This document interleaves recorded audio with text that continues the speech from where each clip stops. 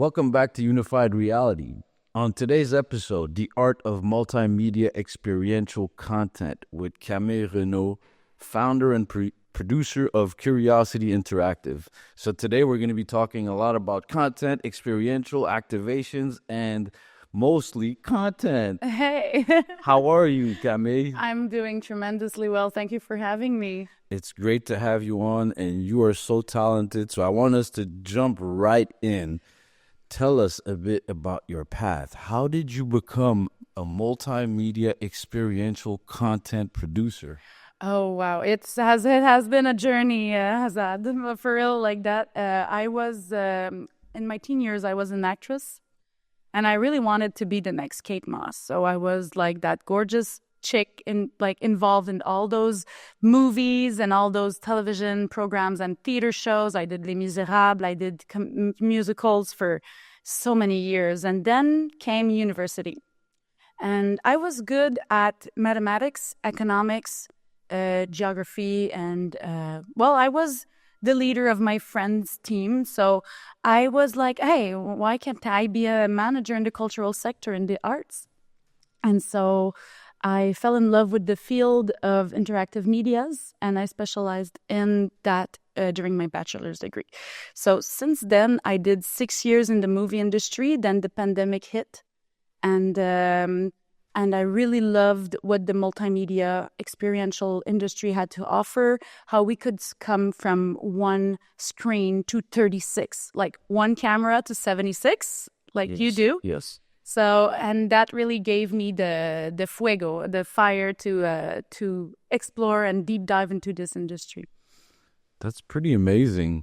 So you actually started as an actress. How old were you when you first started? Like your first role? I was doing the Théâtre Outremont at 5 years old for like the summer camp of Outremont. So cool. And my mom always brought me to, I was part of an agency, so she would always bring me to those auditions. So I really was into the entertainment and business since very young. And are your parents also involved? Meaning that are they in entertainment? Like, how did that happen?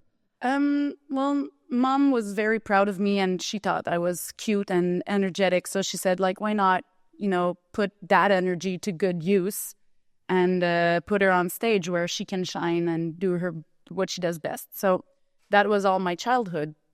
And when did the shift happen where you wanted to go from on the stage to behind the stage and become like a producer? Yeah, well, I'm going to say something absolutely obscene, but that's the vision that I used to think that it is for more than 10 years, 15 years in the industry doing theater, I almost never got paid for what I did. And so I told myself, if I want to have a stable life, if I want to, stay in the creativity, but, thrive and I want to have control. That's where I said to myself, I'm good in math. I'm good in economics. My dad's an engineer. My mom's an artist. So I was like, where's the X? Project management in the arts. So that makes sense. Yeah. So at 18, I started my diploma, and it started all from there. It's been 10 years in the field. Congrats. Yeah. Thank you. And so in 2020, you founded the Curiosity. Tell us a bit more about Curiosity and what is the mission of Curiosity? Yeah, absolutely. Well, it goes, it's the next logical thing to do is in the industry, in the arts, everybody is mostly freelance, mostly, we are project based. So in my head, I was like, I have a network that I can put to good use. And so I was like, how can I bridge the gap between creators and broadcasters? Might it be brands or spaces or both? And because that's what I do on a daily basis. I go to see underground artists, and I'm like, I'm pulling you up and I'm matching you with some other crazy human being that has great ideas. And we need to find a space for you to have, to showcase. Exactly.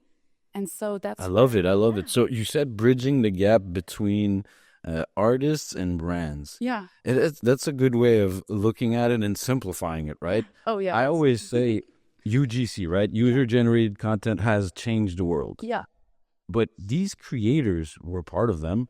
We can't survive if there's no brands, meaning that the brand needs to sell a product. Obviously, we know that. There's advertising. So this whole thing works because of advertising. If you remove advertising, none of it works anymore. And I think it's very focal for young entrepreneurs that are creators like us to understand that, you need to pay this stuff. Now, you could be a one-off and try to be like a really crazy Banksy. We don't even know if Banksy's real, right? At this point. No, it's true. Have you ever seen Banksy? Well, no. I could have a real good case study for you that will demonstrate that Banksy was created by corporate museums that just sell stuff to us without us knowing what's going on because they checkmark everything. Yeah. Anyways, that's another discussion. But artists need to know that there's someone who needs to pay for this. And usually, how do you pay for stuff is by selling a product. This is the world we're in. Like, I'm just a player. I'm just describing what it is. And yeah, sadly, or not sadly, like I think of myself as an amplifier for brands. Like, that's what is my job.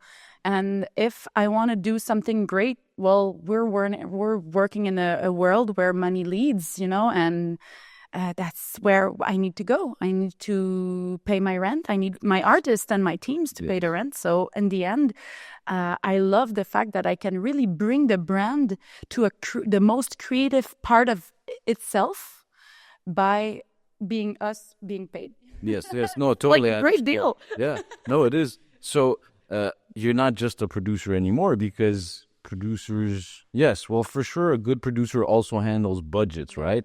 But a good producer, not a good producer. A producer's job is not necessarily to do sales, let's say, to go find who's going to pay for it. I guess no, it could be because your background is also TV and movies, right? Yeah. In the movie and TV industry, a producer also has to go find the client that's going to pay for this. True. Usually the producer in the television industry is basically pitching to the broadcaster. So I'm doing that, but for the multimedia industry. And the producer is also the one wearing the hat of sponsorships. Yes. Sorry. So yeah, totally. You have sponsors, and that's where it becomes different from an agency because then at an agency, a producer or let's say a project manager doesn't necessarily have to find the client. They work for, let's say, Sidley, and Sidley has the client. They have biz devs, and they have account managers, and they have this, and they have that. So the client comes in. But it's this shift, right, where like content creators are like mini producers, and they could grow, right? It's like Mr. Beast, let's say, right? Yeah, okay. He has a team of 400 now. Like that's a full-fledged agency. Yeah. Right. And like they spend $5-10 million on each video. There's massive production. There's coordination. I would beg to say that, I don't really like how they're spending the money. Like I just saw a video where they blew up a truck or something. I'm like, you could have spent that money better, but whatever. That's his category. That's where he makes the views. So, we got to. Yeah, he's mastered it. So now multimedia and that bridging the gap, right? Yeah. And we explained it between the sponsor, the money, let's say, and the artist. But what about multimedia in itself? What is multimedia for you? What does that mean? Yeah. Well, multimedia, like we said earlier, is you can put it to all sauces. Like it can be Alfredo, it can be arrabbiata. Like it's so many everything you can do. Like multimedia for me is the fact that we're not just using television or just a camera. We're using a camera to film something that's embedded into a wall that is interactive. When you go through it, there's like animation. Your data that has been taken in the web app is feeding everything. So in the end you have an amazing light show in that UX in that journey, your UX journey, basically, the user experience. That's well said. So basically multimedia means that it's in different places that you could consume it. Yeah. And I guess your job is also to make that journey a really good one from Yes. different media types, right? Absolutely. And it's different mediums in different places, but we can also scrunch it up and put it all in one place to really have the immersive experience, that hot word that we're having right now, the Immersive. immersive. So our show's called Unified Reality, right? So why is it called Unified Reality? Is we, like you, the bridge. Our bridge is to really go from the digital to the physical back to digital, right? Unifying both worlds, because we feel like it was really good when we were kids. It was physical. I used to go to the park. I used to have a bike. I would meet my friends at the park. We didn't have to go on Instagram.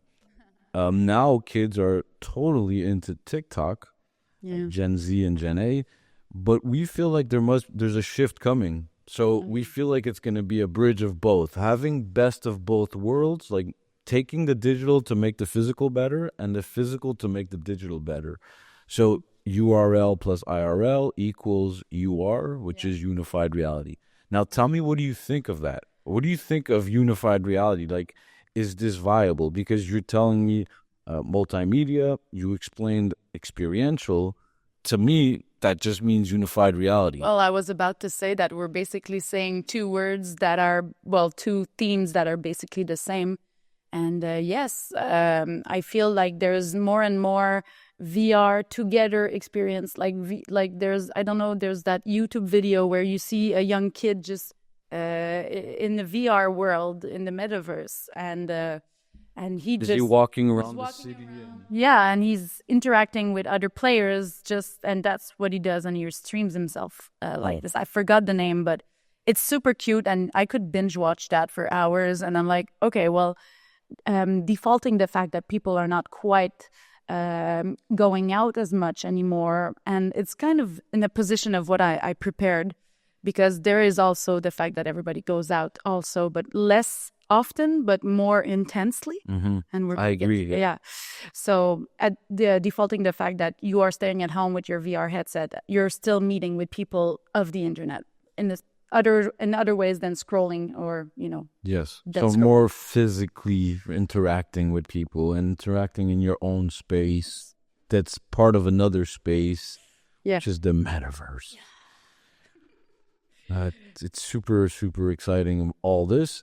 I just hope that people like us make it a good place, not a bad place. Yes, well, we're going to see where that goes, because the human beings that are in that verse are the ones dictating the way that it is going to be. So we don't have the control of it. Yes.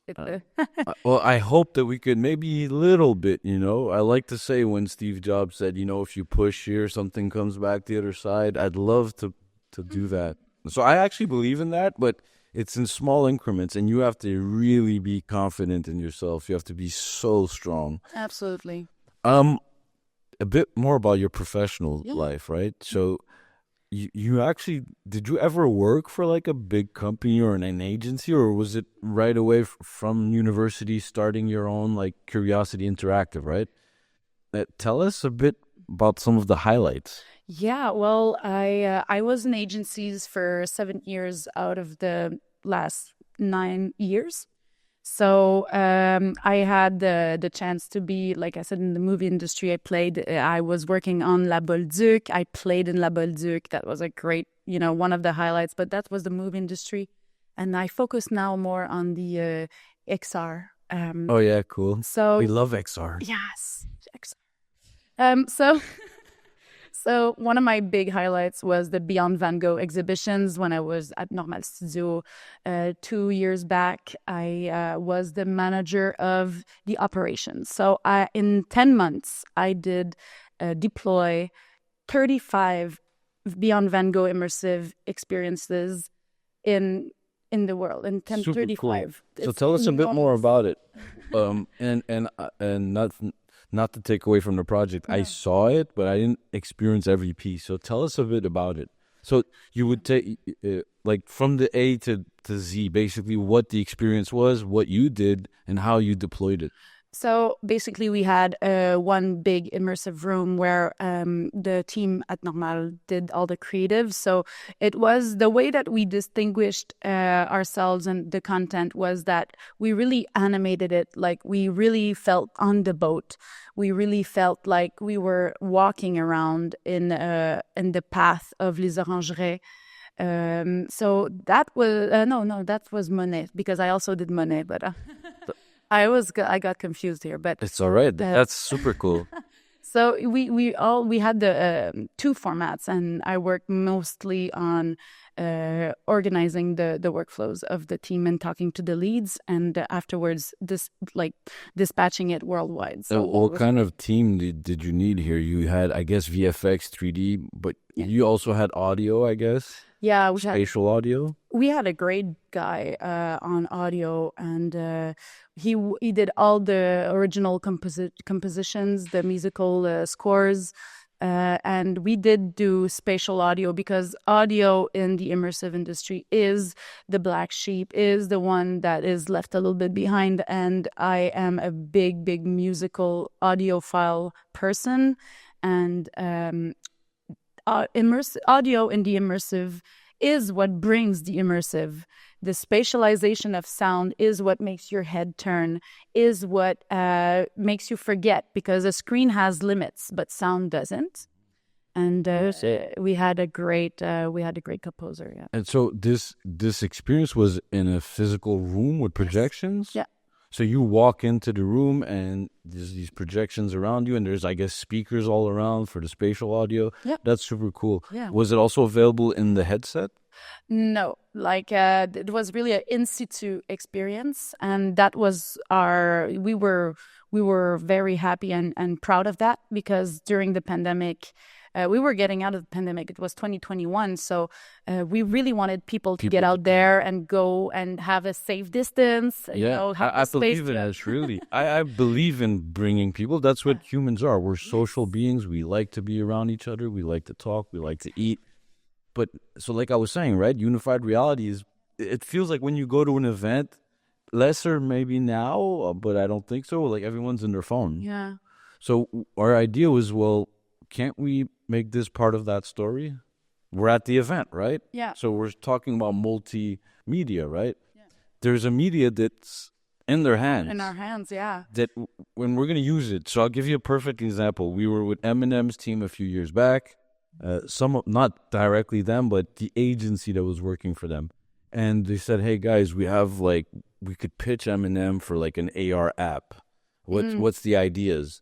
And when I pitched it, someone from the team at the agency was there, and there was Eminem's manager and stuff, and he's like, this sucks, right? No one's gonna pull out their phone and see an Eminem version in 3D on the stage with fire around him. And the manager said that you have no clue what you're saying. It's like, he's like, when we're on stage, everyone has their phone out. Yeah. Everyone's taking a picture, so why not be part of the journey with the client? It's like, yes. Yeah, that's nice. It totally makes sense. All right, so now you say, like, what part of like media management actually do you actually like? Right now, I know it's really complicated because you have like different assets to work with, right? So, like for Van Gogh, it was just that location, right? Yeah, well, times 35, but yeah, it was just that one format. Yeah, but meaning multi would be like you would have a mini TV show maybe, or a series on Netflix, I don't know, then maybe something on YouTube, then you bring them to a location, then there's an app. I don't know. Yeah, right? that could be like the second version, and I'll let Paquin Entertainment, my dear friends at Paquin, explore this version of multimedia. Absolutely, it should be. How do you look at this, right? So I kind of see it not as a problem, but okay, there's this mission. Yeah. How do I tackle this mission? So tell us, like, because I know you do have a certain way of looking at it and seeing it. Well, like I said, multimedia can be in one place. So the use of surround sound and the use of projectors and the use of museum-like concepts and patterns that we can use to make it a multimedia. It's not necessarily the tablet, the phone, and the projector and the TV. It can be, it's sometimes less is more. And when you're happy with the result, for example, the immersive room, do you need something else? Do you need another like television or another embedded content? You're already surrounded by it. So sometimes we need, as producers, to say, okay, we got to stop. It's good enough. And the people are going to use their phones for sure, but to take pictures of them. So we're actually creating a memorable moment. And so we don't have the AR app, but we do have UGC in the end that is published on their social network. So the shareability is there. Yes. Now, it's a good point. So, because there's two ways of looking at it. So it could be multimedia when you're distributing content, like in the public, but it could also be multimedia at the location, meaning you have like 50 screens. And to your point, well, do we need 50 screens? That's it. Us on our enterprise side with some of our products, we always say that. We always say, well, are you just doing this for PR? That's first thing. Yes. If you are, that's great. That's great. Second, why are we doing this? Is this overkill just to use technology, right? Yeah. What's your, so on the industry side, it would be, well, what's your ROI? What are the KPIs? You have the same thing, but the KPIs in the industry, like let's say a car manufacturer that use AR for training is different, but it's kind of the same. It is. It's qualitative on our part, but quantitative on the car manufacturer part. Yeah, for sure. For sure. So tell us a bit more about like how you go about one of these projects. Like, where does the creativity come from? And this is maybe not in our questions, but I'm curious, like when someone approaches you, like for Van Gogh, right? Let's say you were the full agency, right? Yeah. And I say, hey, I'm a museum. Yeah. I want to attract people. Yeah. What do I do? Do I have to call Moment Factory and spend $10 million on a little light show? Or do I have to, like, what is your expertise? Is that part what you do through? You assess what it is? That's exactly it. And I have lots of love to give to Moment Factory. Me too. I love them. Shout out. Yes, sir. And they have trailblazed our industry here in Montreal, and we owe them a lot. But today, in 2024, 2025, we have so many other people to look at, so many other studios that have so many things and interesting concepts and ideas to pitch out in the world. And so when somebody like a museum comes to see me and I'm like, okay, what is your objective? You want to sell more tickets? Okay, sure. Like, it's a great objective. What is the message that you want to convey in the end? What is that? What is it that you want to make your people learn? Or what is the takeaway here? Is it a nice Instagrammable immersive room like Van Gogh? Great. And Van Gogh, in the experience, not just for pictures, of course, you need to learn, and you learn about him, and there's some, little texts that have been museum-proofed and, expertly written. So what is it you want to bring to this world that does not exist? Or I love to say that in French we say je tourne l'éléphant de bord. So I turn the elephant around and I'm like, okay, we usually see the ears and the nose of the elephant, but if we see the side of the elephant, what can we bring that's different? What is another part that we can innovate on that same artist that we have seen for 100 and so many years, for example? And so that's the questions that I actually send to the client, and we have workshops together because it's a co-creation. We cannot go with it. It's so expensive, our industry. We cannot go on our own way and say, okay, voila, you deal with that now, client. No, you need to onboard the client and say, hey, what is it that you want us together as a team, client included, to create? So that's where I bring the discussion. Very well said. And so what are the key components for success, right? When you're managing a project? Yeah. My gosh, there's so many. Well, there's the physical aspect. There's the finished product. But for me, as a project manager on a day-to-day basis, what I feel is capital is trust your team, trust your experts, surround yourselves with the greatest people you can have around you, because there's so many people who are BSing their way in this world, in this industry and so I'm like, no, I need quality people with hard assets, but also the soft asset. So how it's hard, right? How do you measure this? Like, do you look at their portfolio? Do you test them? Yeah. Us at the agency, when we hire, we have like a really complicated way of doing it. And it's not because we want to be complicated. It's a filter for us. And also we do like a test. We're like, okay, test this thing. And you'd be surprised, 9 out of 10, they drop from their BS that you were saying, right? So right away we cut them. Like, how do you create that wow moment, right? So that your client says, Camille, wow. Yes. Oh, that wow moment has been so overused, has been abused. Everybody's like, I want wow. And I'm like, okay, well, wow is a sum of so many things, and it's not glamorous. Like, movie industry is wow, but behind it you have a 16-hour day at minimum wage. So wow. Yes, wow, right? Yeah. We just talked about the event that you were at, and I asked you about C2 and how you felt about that. So me, when I discovered C2, I think it was the second year. It was 2015 or 16. It's been a while. And to your point, right? Like, how does interactive media change an event? I think it facilitates the connections between humans, because if you're just sitting at a table and eating your nachos or whatever, it's like you're just gonna get an awkward stare, and you're like, by the way, my name is Camille, I'm a producer, blah blah blah. If you're like living something together, that's where we're joining that moment. We're creating a joined vibe, a joined energy between two or more people. And that's where in the end, you're like, hey, I had the greatest time with you. I loved interacting with you. By the way, what's your name? Oh, I'm Eric. I'm the CEO of whatever. And you're like, oh, okay, cool. Crap. Sorry. My name is Camille. Have a great day. Nice meeting you. Nice having fun with you. And so we break a lot of barriers with experiential activations like that. And that, I think C2 is very good at it. And we need to build on that. We need to continue doing that on a bigger scale.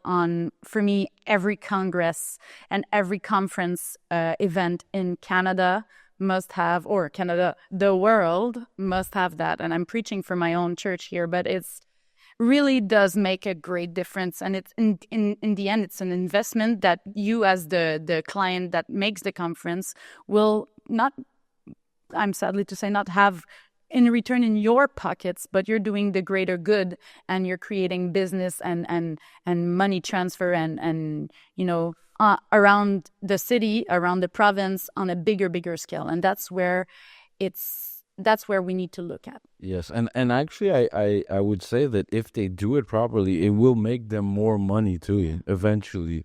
Because a good experience equals more engagement. More engagement means what? More sponsors and advertisers. Because at the end, it's all about selling a product. You're right. Yeah. And well said. Well, very well said. And, if people are, putting 5 stars on your conference, the word of mouth is going to be tremendous. Yes. So we have this, I work with a lot of event companies too. Like we worked with Live Nation to create a bunch of stuff back in the days. Because we were pioneers in VR, lots of companies hired us to do VR live streaming. Wow. 2016 to all the way to after COVID. Yeah. And something that came back was quality, but also telling stories, yes. Right? How do you tell a story with all of this, right? So how did interactive media, which is multi-device, multi-platform, how did it change telling stories? Because before it was very linear, right? Yes. Oh, yeah. And what is it now? Is storytelling more hard? Is it harder now? Yes. Oh, yes, because we have seen so much. We're in a content economy, and there's different economies. I'm probably gonna name others, but like people today are mindlessly scrolling on, you said it earlier, TikTok or any social medias with crappy content. Pardon my French. And that's our worst enemy. A minute of content is a minute of content. So bad content is still content.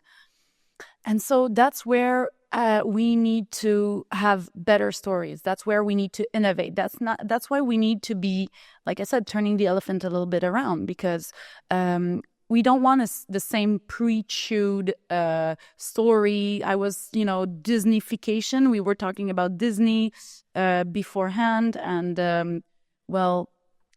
Disneyfication was to calculate everything to make it an absolute success every time. And we see that after a few years, that system doesn't work anymore because people are bored and they want other things and they want... So for me, the storytelling is find something that is unique and, that can reach to many people at the same time. So yes, the grand arc, the becoming of age, the story, the love story, but it's much more than that. What is it you want the people to leave with at the end of the day? What is it you want? What is the sparkle that you want to put in their eyes, and the message that you want to convey? And that's where the brand part is fun, because brands are like colors. There's so many you can choose from. There's a message that you can bring to the table. And so it's not a Disney love story, but it's a great way to say, okay, we've been more eco-responsible. Here's what we do, or, et cetera, whatever you can think of that can really bring something to the table for the people who is living and experiencing it. That's well said. Disneyfication. I want to dig into that a little bit. And so I'll tell you what I think about it. I also have this other word that we use. We call it the broken attention economy. Oh, yes. Right? So the broken attention economy. So you said that you were just saying how, we scrolled through for hours and it's not very good quality. Now, why is it that this content exists? Well, why does a bag of chips exist? It's the same thing. It's like, it's addictive. It's you have 15 minutes turning into an hour and a half time, that you're like starting and you never end, like a bag of chips. It's a good way of seeing it. So let's say society or Lay's that owns chips, let's say, they push it for profit, right? They don't really care that it's good or bad. They could maybe make it better, but it's all about their bottom line. So they're going to make the cheapest chip that tastes the best for the most profit. Now, what does that mean for content? Is it the same, right? What I just described, right? So the broken attention economy. So the platforms have to make you click on an ad. And the more you click, the more the shareholders make money, right? So now, if you're a content creator, you kind of notice this and you're like, well, if I create this type of content, I'm going to get more views. Yeah. So now, is that kind of taking away from creativity at that artist level, because artists are changing their own behavior for the clicks? Yeah. So themselves are now part of that wheel that we're complaining about, right? The top content creators, Mr. Beast, right? Yeah. Why does he do it like that? Well, he's like, dude, I want views. Yeah. He's like, I didn't invent YouTube. I didn't invent the algo. No. Yeah. But the algo is for what? Is for clicks. So that's what we say, the broken attention economy. Now, Disneyfication. Yeah. Well, I have a question for you. Yeah, what do you think of what I just said, the broken attention economy? Well, it doesn't take superior education diploma at HEC Montréal to know that it is spot on. It's in French we say nivellement par le bas, so it's a vicious circle that goes, down to the bottom baseline. What is that person in the middle of a field with a high school degree consuming versus, the PhD that has mastered its field? Well, we all need that no-brainer, brain turning off moment. It's like, I wouldn't say not soap operas, but fictions like those Big Bang Theory things, like where every 16 seconds you must have a laugh or else you're out. And so like that really, I think, is the main source of entertainment nowadays. Like it's on our phones, like you said. So, oh, a cat is cute. Oh, look at the cat. Oh, cute. I just want to squeeze it. So it's addictive. Like I said, the bag of chips is delicious. Is it good for you? No, but it's darn good in your mouth. I want it. No. Yes. Jay, thank you for that answer. So Disneyfication, my question to you is this. How important do you think IP is at this point, or it was? Like, because Disney, all they do is really like let's say Marvel, right? They didn't own Marvel. They bought the IP, then they created this world with all of these extra characters that they brought in. What do you think about IP? Like, how important is IP for someone like you? Well, IP again, it gives a certain guarantee of success, but there again, we might have seen it too much. Buying IPs and playing on IPs give you a certain number of ticket sales, but in another way, people might be tired of hearing of the 10th movie of this series, of this IP. And at the end, you might shoot yourself in the feet, or because, we need novelty. We need something new. We need something that's innovating. And I was the jury on the Numix prizes this year, and there was a great project in Toronto, an immersive project with First Nations heroes. Well, that's dope. Yeah, well, Marvel, yes, but Marvel X Canadian history and Canadian tradition and First Nation tradition and culture. Now you're talking. Now you're being in the novelty. So you're shifting the elephant around. You're adding a piece. You're adding a leg to the body, and you're fusing two bubbles that shouldn't technically exist. Yes. And that's super cool. That's where new IPs are paramount. Older IPs, again, are good, are great. They have made their time, though. That's what I feel like too. And what you said before, right, about Disney, it's showing us. The stats are showing us. The sales are showing us. Box office data. It feels like they focus too much on certain data, right? They were like, oh my God, we have this data. We have to make the movie exactly like this. Yep. And it feels like it got too computerized or /AI'd. Absolutely. AI is not new. No. It's been there. I mean, a software is AI. Yeah. Okay, cool. That's really interesting. So me too. I do believe in IP. I believe that artists should own their IP. That's first thing, But like the rest of it, I'm not sure. So the experience economy. Yeah. Tell us about this. Yes. So the experience economy is like I call it the experience economy because post-pandemic, we see a huge pressure on like the top 10 things you must see in your city. You see the top 10 restaurants. Montreal's Vin Mon Lapin is being number 1 in Canada for 2 years. Or maybe it's not Vin Mon Lapin, but sorry about that. But one of them. Yeah, one of them. And so like when you go to Italy for 4 days, you're like, crap, okay, I gotta go and see this, and this. Okay, perfect. So we go at the Trevi Fountain at 5 a.m. because there's already a ton of people there taking pictures for the gram. And so like that is experiential because you're like, okay, I did my checklist. I've been, my bucket list has been filled. I saw this and that. And that's where immersive and experiential events have a place to be in the tourism. I believe so. And also I think the content merges too, right? So we always had bucket lists. Like when our parents used to go, let's say I remember, we're going to Niagara Falls, and my mom's like, we have to do these things. And so she didn't have a phone, but she had a list, tourism, talking to friends. But what happened now is that you could actually preview through content what that experience is going to be.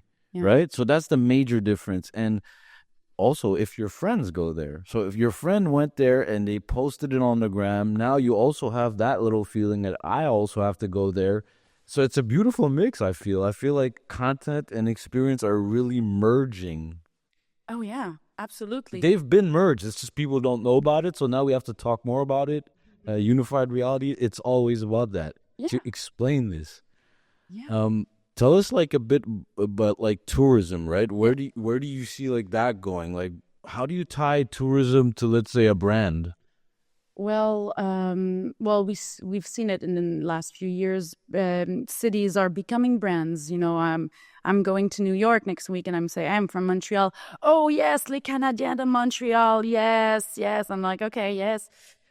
So like, there's the brands and tourism. Like when we go to Paris, we go to Louis Vuitton, and we go grab that expensive, like that overpriced croissant with a 15-euro latte with the design on it. It's like, again, the brands can really go into that circle of things to do. I see plenty of people on Instagram, on the social networks, that are, oh, when I'm in Florence, I'm going to that old 400-year-old cafe, but I'm going to stop by Gucci and buy those nice flip-flops, and that's, well, the influencer era of our times. But brands must integrate the tourism, because that's the new flow of first-hand money. Like that's where like people from abroad are going to spend. That's where, it's direct new money, fresh money. It's not circling. Well said. Yeah. It's from outside. It's new people, and they're there to spend, really, right? As a tourist. They're predispositioned to be in that mindset of, it's the contrary of frugal, of, enjoying and yeah, especially. Spending. Yeah.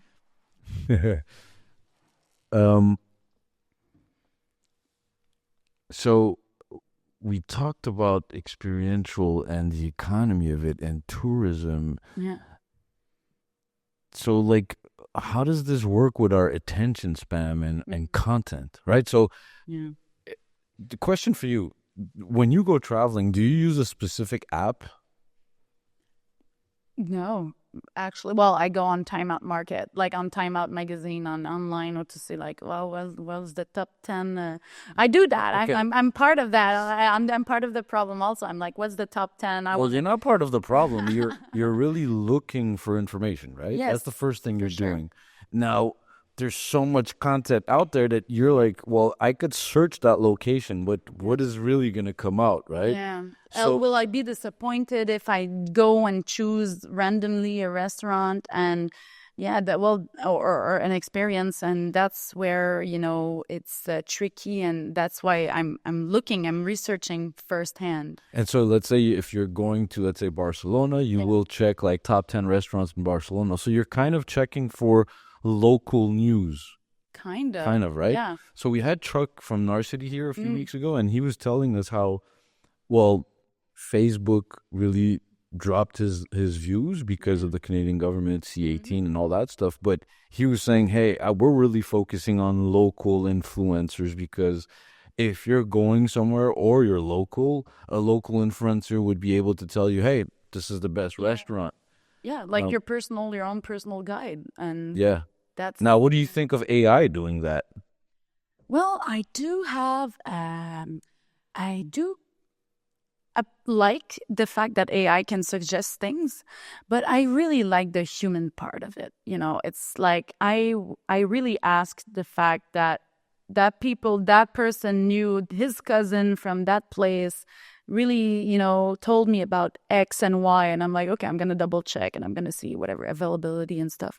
But I'm really basing myself off the human, the feeling, that AI cannot reproduce or, properly, I totally get what you translate. mean. But let's look at it in a different way, where the human goes to human. It's like such a bad way to say it.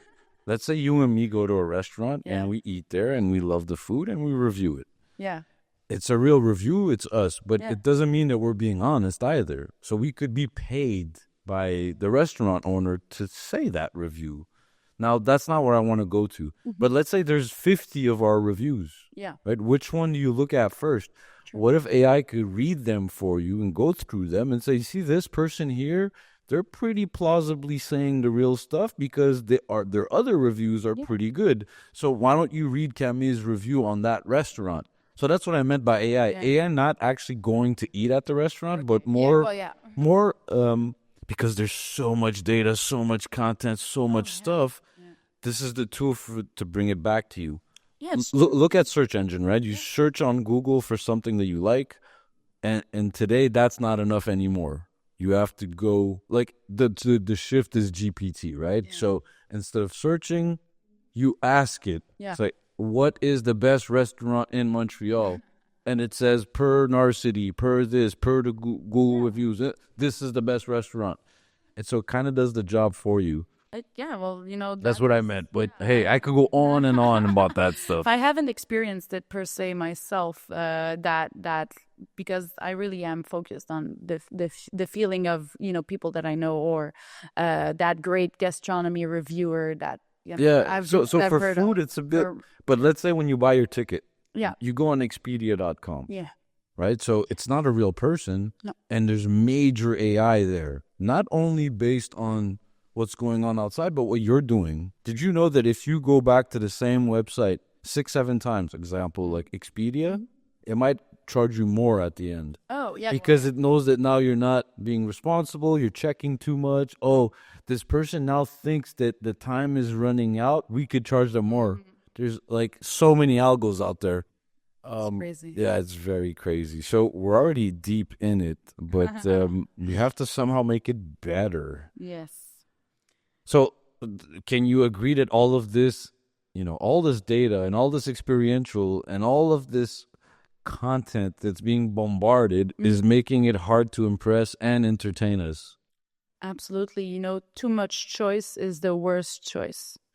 You see it, on Netflix. Like, I unsubscribed at some point because I could not find a show that I wanted to see. And the meme here is you spend as much time as choosing the content that you want to listen to, and as much as the time that you're looking at. Give up. And you give up. Yeah. So 30 minutes after scrolling, you're like, gosh, okay, forget it. So like this is very complex. And I think that, yes, AI can really help us, tailor make answers or part of answers for that, because depending on your ideas or your affinities to some thematics or some you can so don't worry about it. Here we're always natural and cool. Depending depending on your preferences. There you go, I found it. It was pretty far in my brain. It was somewhere. It was somewhere. So you can have a great answer. And so, it is groundbreaking. It's a great invention, and we need to focus on learning how to use it better and use it more in a very ethical way. That's for sure. That's excellent. There's so much that we could talk about. So sure. I'd like for you to maybe, if you want, right, if we could go about event management or we could jump into content creation. I'll let you tell us what you would like to share a bit more about some of the challenges, right? So you're a producer and you have to bridge that gap, right, from the artist to the sponsor / advertiser. And sometimes you also have to create events. And you experiential, right? So Van Gogh. Yeah. What are the biggest challenges that you see when you're doing this? Is it more the clients not understanding what experiential is, or like the ROI of experiential? Is it hard to showcase how much the return is? What are some of the biggest challenges? Well, these two are quite something on a daily basis. It's for sure the client always expect when it comes to creation, it costs nothing because it's, It's free. Just tell them to do it. Yeah, and then you can just grab any ideas. It's and there, boom, you got an idea. Yeah, Oh, just to type. yeah, program that in 2 hours, and we're gonna be okay. How much do you need? Like $300? You're like, no, no, babe. No. Yes, put a 2 0 at the end of that, if not 3. So that's the thing is when it comes to creativity, and I was talking to Sébastien Pellan from a company yesterday who does event management, and so we were saying that when it comes to creativity, people expect that it costs nothing because it's not tangible. Your rig is tangible. It's metal. How much does that cost per gram? And Yeah. what's the handling and the shipping of that? But when it comes to creativity, it's all in a computer. It's a file in the computer, and so people don't put the right value on it. And so when I say no, your project is $200,000, and they're like, okay, we're gonna call somebody else, and somebody else gonna do it for 120, and in the end we're all again shooting ourselves in the feet. Yeah, because we're underpaying everybody on the we're team. squeezing everybody, and after that we're delivering crap. And the client, like you said, so crap could be that the client's not happy, but let's say that it's semi crap and the client's happy. That means that you just dropped the price for everyone and you lowered the quality also. Yeah, It's really not good. That's why associations for artists is very important, right? absolutely. And I want to add on that is that something that is crap in the artist eye might suffice the client, and that's the producer part that I need to step on both chair, because if the client's happy, like let's preserve the margins at this point. Like if we're happy and it's good, it's not exceptional, but us exceptional here is like us living in the year 2035. Would you agree that a lot of artists are perfectionists? So we get into that cycle, right? So sometimes as a producer, you have to say, hey, step back. Yeah. Client's happy. Yeah. Okay, we didn't deliver AAA, but they want B. They're okay. It works. And the clientele, the audience is there. The client is happy, and we mustn't, like, as a producer, you said budget. I need to fix on my budget, and that's where I say, okay, people, gang, we gotta stop. And again, they're living in 2014, and everything that we do, thinking we're in 2030, is still bringing people forward to the timeline that we want to go to. Yes. I really agree with that. They're like 10 years behind, but we have to kind of, and it's normal. They don't know about it. This is our expertise, so we know all of those things. We're going towards the end of the show, and I want to jump on content creation. Yeah. Like, what are the key elements to create engaging content? That's an excellent question. And you could take a bit of time, and I'll give you a bit more context around it, and some of our other guests. So a lot of our guests, or me myself, I kind of, when you talk about content creation, I kind of shifted to the creator economy and influencers. And then I say, okay, well, what's the number one thing that you would like to see an influencer be, right? When you see someone, what's the thing that catches you? Okay, well, on the creator economy and influencer part of it is I want people to be actors of change, of good change. Yes, you can do a Zara haul of the new season on your skinny fit, size 2.5, body great, and you're beautiful, you're a gorgeous human being, but it's so superficial. But there again, it attracts the views. I try on a daily basis. I think of me as an influencer, but I'm like a micro influencer. You'd be surprised. Micro sometimes brings more. Yeah, We'll talk about that.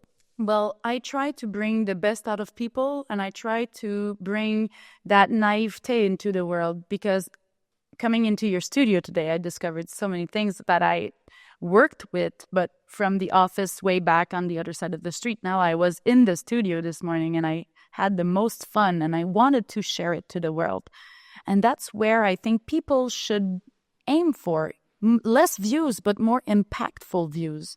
When I'm talking about something, 2 weeks later, there's somebody DMing me and saying, "Oh, Cam, you were so right about this and that." Might be 2 or 3 people, but these I have changed their lives in some way. And so the content economy, I think, and it's very utopian, okay, and it's me with my optimism, is that you gotta do something good for the greater good, the greater community, instead of focusing on your own little navel. Yeah, so less selfish and more selfless. It's you kind of answered what a lot of us answer. We're really looking for authenticity. That's the number one thing. Yeah. And if the person has good values, that goes long. It goes far, right? It doesn't mean that you have to preach for God or anything like that.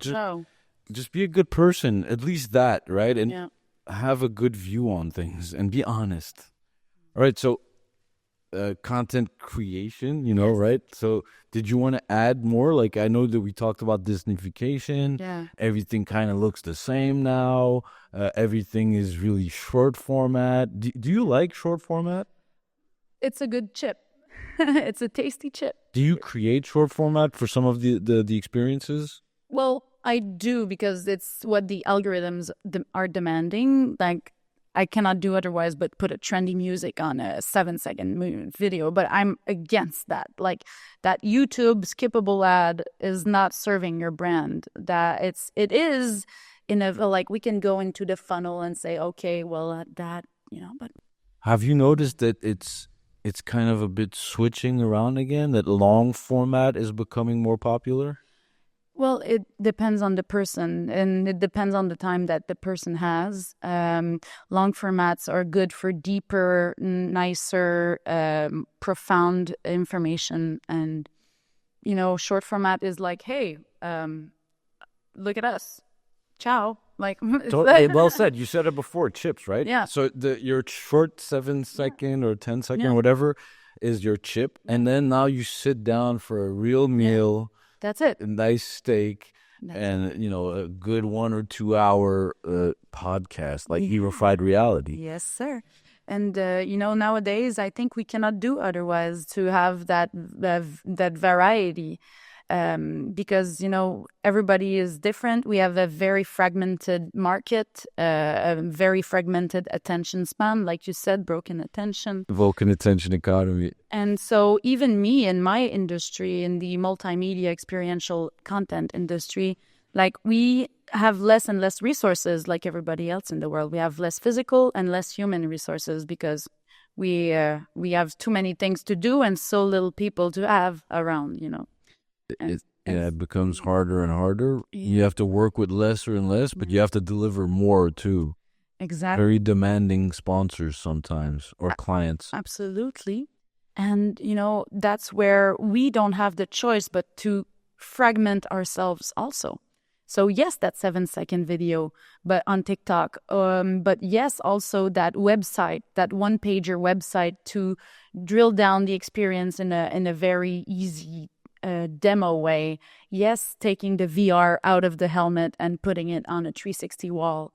And so we need to find ways to push the same piece of content farther, because once you turn the lights off in the room, the content is gone. But how can you make it live? How can you mutate it in some ways that it's going to have a life from a year from now? I like that. Yeah. I really like that, what you're saying. Like, don't just create it for one time, even if it's an event, right? Yeah. Because I've seen both sides where lots of content is being created forever, like, let's say Mr. Beast or PewDiePie. Let's all PewDiePie. PewDiePie's first video is still there. I could go watch it. He's a gamer. I could go see that game.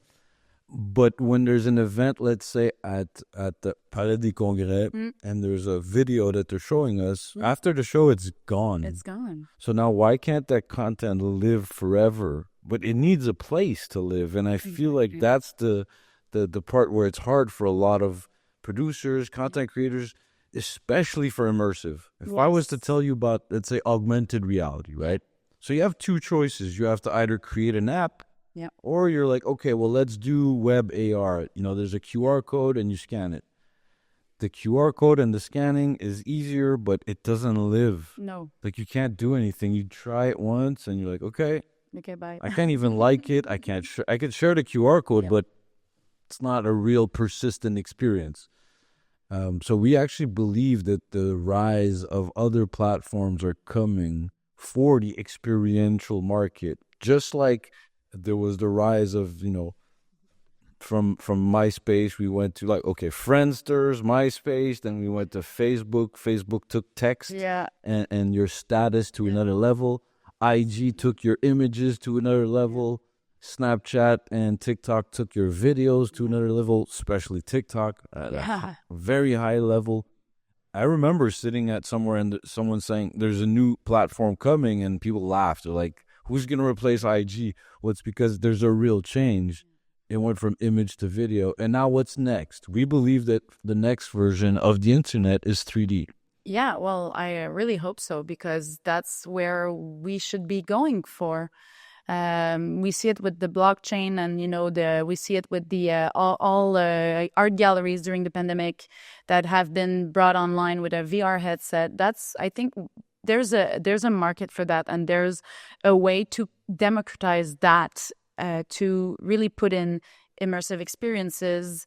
And how can you bring the immersive room to your headset? That's very little. What about your phone? Or your phone, yeah, and that's very little. Once you're in the code, once you're in the software, it's very little work to adapt it, because the content is done. So after that, it's just pixel management.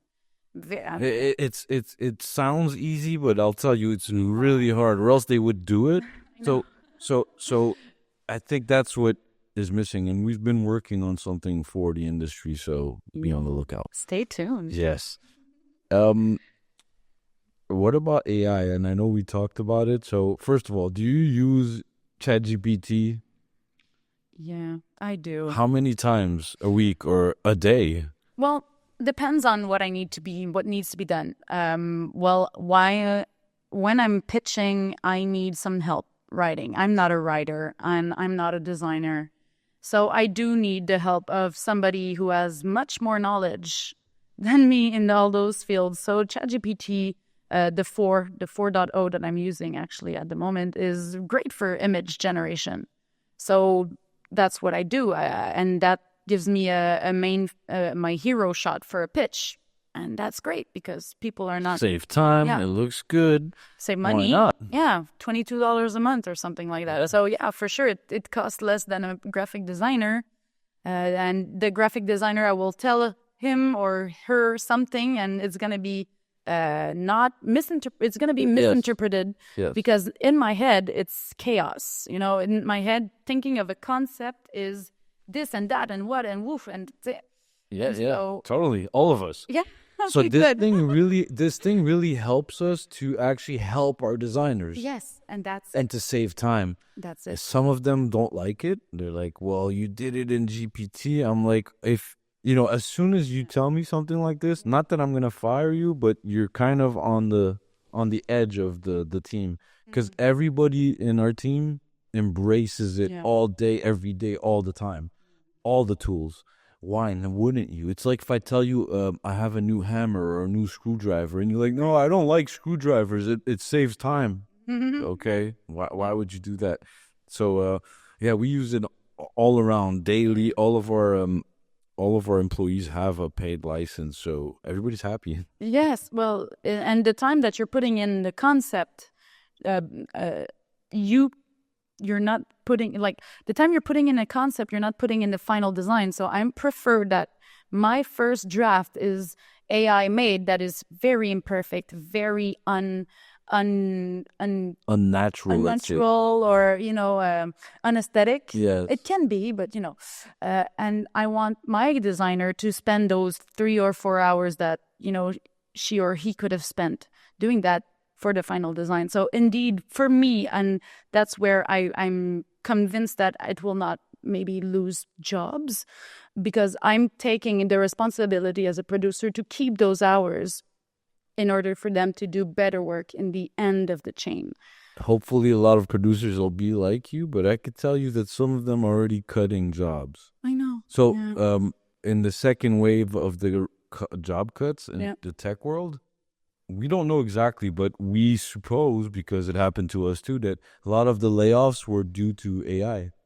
Except that we said it was because of the economy. Yeah. But it was because of AI. Because literally, it's like, okay, well, I'm being extremely honest. Okay, we have to hire these two people. Not anymore. But this thing does it. So yeah, it's weird how to look at it. So it's saving a lot of time on, I'd say, admin stuff, stuff that are like redundant and boring. Yeah. So I'd say if people are losing their job, they're losing boring jobs. Like just get a new skill and go up the ladder. Learn how to prompt. Yeah, that too. And also it's hard to prompt, right? You have to know how to properly prompt. All right, let's jump into the last segment, which is entrepreneurship. Yeah. We are all entrepreneurs. I am an entrepreneur, born entrepreneur, serial entrepreneur. That's all I do. I have ideas. I go crazy about them. I try to fund them. I sell them. Tell me about your little journey, not little, I mean your journey of becoming an entrepreneur in the media industry. So we do know your past. You know, you went from, actress, being on the stage, now behind the stage, producer, budgets. Tell us a bit more about like your difficulties and how you got here, right? Because being an entrepreneur always sounds really fun, but I always like to talk about our difficulties so that people could learn from them. And you are absolutely right to talk about this. It's only been recently that I've considered myself an entrepreneur. I being the arts and cultural sector, we're all cultural and artistic entrepreneurs. Because of the way that we're project based, we still need to go and catch our leads and everything. And because, after a few years, I needed to get my tax numbers. And so then I was like, okay, I'm an entrepreneur. Okay, that's it. Like I need to jump in the water. I am a woman with a certain upbringing. And I was always told that I needed to work for other people, that I needed to be cute and kind and smile and wave, kind of person, even though I was being bitched at by the toxic manager, and so at some point I got fed up and I got fired so many times for being authentic. And so at this point I was like, okay, I'm done. I'm done meeting and getting with those kind of vibes that don't really resonate with me, because I am a go-getter. I have a drive for a team. And so that's where I said, I don't have the choice anymore. And so I understood that the only way to get out of it is to invest in myself and to be the most authentic and transparent person for the people to have trust in me, and so to have great collaborations. So you just jumped in, right? That's what you said. When was this exactly? Last year. Curiosity was ongoing, but like the mindset shift last year. When I came back from Europe, and I was like, okay, they're okay. Like, yeah. So what was the hardest part? Like, was it the mind shift of going from, like you said, your upbringing, like putting your mind around the idea of I'm an entrepreneur? Yeah. Was that the hardest part for you? Yeah. Our worst enemy is ourselves, right? And I was always told that I would be a great employee, but no, I could be, but I was never given the voice that I needed to thrive as an employee. So being an entrepreneur gives me that voice, allows me to have the power to choose my collaborators, my crazy, great, amazing human beings that are all a little bit crazy and geek. And so that's what is the most precious for me as an entrepreneur. And, you know, in job interviews, I was always told, you know, where do you see yourself in 5 years? Well, today I am exactly where I want to be. I am the producer that I want to be. I am the conductor of all those magnificent peoples, those neurospicy human beings that have so much to give. Like I needed, like that I wanted to give also and got crushed. So I'm giving those voices to those people. The neurospicy human being. Yeah. I love that. Yeah, and I think we're pretty much in that spiciness also. Are we spicy enough for you at GeniusXR? Are we? You guys are crazy spicy. You guys are ghost pepper spicy. I love it. Thank you. Not to cut you, but Yeah. it's wonderful. Like, so being authentic led you to actually, again, being a real entrepreneur because you couldn't actually shine. And what would be some of the advices that you would give to someone that maybe wants to be exactly like you and that's younger? What would be the advice? I wish somebody would have whipped my butt a while back. But, you know, it's hard, you guys. Like, I'm here with a big smile, but it's never giving up. Like, you're going to have that great high. You're going to sign that contract. And 3 weeks later, that contract is going to be retracted. There's so many things that, you know, gets you going, but also things that gets you down. But remember that a step a day gets you far. So that's my first advice. And, you know, I was talking about humans. I am a producer. I'm managing numbers, but I'm not doing the work. I need to surround myself and expect the best in the people. But that comes with a warning. So many people out there gives you a friendly face, but, you know, out of jealousy will negatively impact your journey. They will talk behind your back and sabotage you. And I've had my fair share of that. And so I can guarantee that you got to know where your allies are and your friends are, even in Quebec, where we're recognized to be the most friendly people on earth. You are in control of your life. You never let anybody say otherwise, but you got to take full responsibility of your actions. And since then, my life has been exponentially happier. And you will face challenges in a much better mindset by being responsible of your action. And do not, and you're going to stir some air. But do not let people tell you otherwise and stop you from stirring the air. And lastly, you know, get out there. Work on your personal brand. What do you want to say to the world? Me, it's rounds. I'm a big circle of fun and I'm bubbly. I'm a bubbly square. I love bubbles and I love rounds. And what do I bring to the world as that bubbly square?